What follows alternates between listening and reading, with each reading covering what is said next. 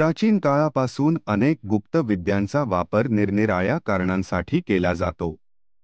सध्याच्या काळात या गोष्टींचं प्रमाण तुरळक असलं तरी अशा विद्यांचा वापर होतो. वशीकरण विद्या ही यापैकीच एक होय.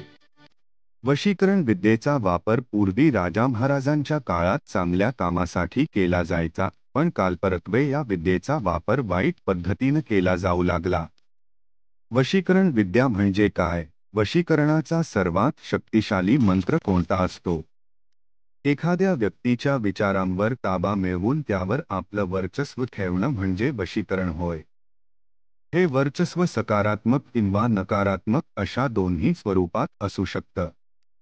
पूर्वीच्या काळी राजे महाराजे शत्रूंकडून गुप्त गोष्टी जाणून घेण्यासाठी, एखादा आजार बरा करण्यासाठी वशीकरणाचा वापर करत. वशीकरणाच्या माध्यमातून तुम्ही एखाद्या व्यक्तीला तुमच्याकडे आकर्षित करू शकता आणि ती व्यक्ती देखील आकर्षित होऊन तुमच्याकडे येते, असं मानलं जातं. बदलत्या काळानुसार लोक वशीकरणाचा गैरवापर करू लागले आहे. त्या शब्दाकडे चुकीच्या अर्थानं पाहू लागले आहे. पूर्वीच्या काळी राजे शत्रूंकडून गुप्त माहिती काढून घेण्यासाठी वशीकरणाचा वापर करत, पण आता त्याचा गैरकृत्यासाठी वापर होऊ लागला आहे.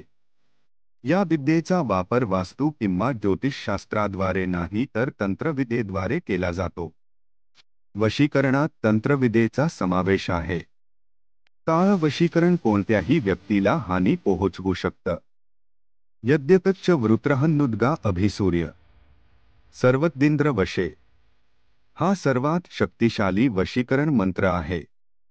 वास्तुतज्ञांच्या मते वशीकरण हा शब्द असा आहे ज्याला कोणतीही मर्यादा नाही.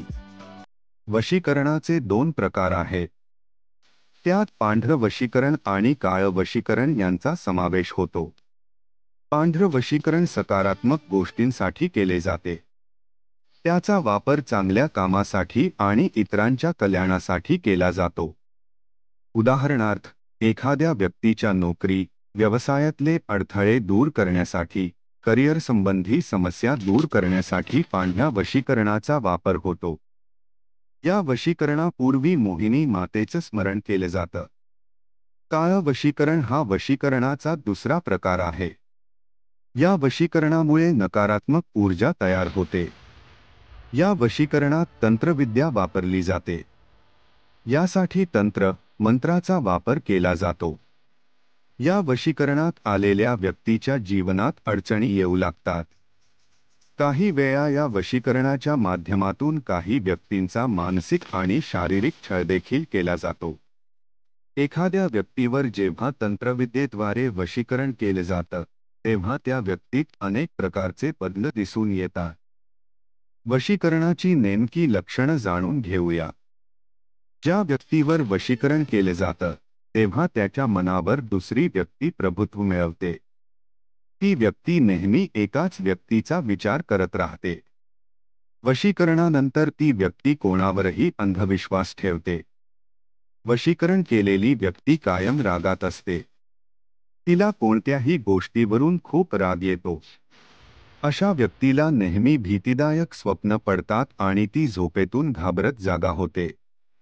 तसंच त्या व्यक्तीच्या वर्तनात बदल होतो. काळ्या वशीकरणासाठी अमावास्या किंवा पौर्णिमेला तंत्रविद्येचा वापर होतो.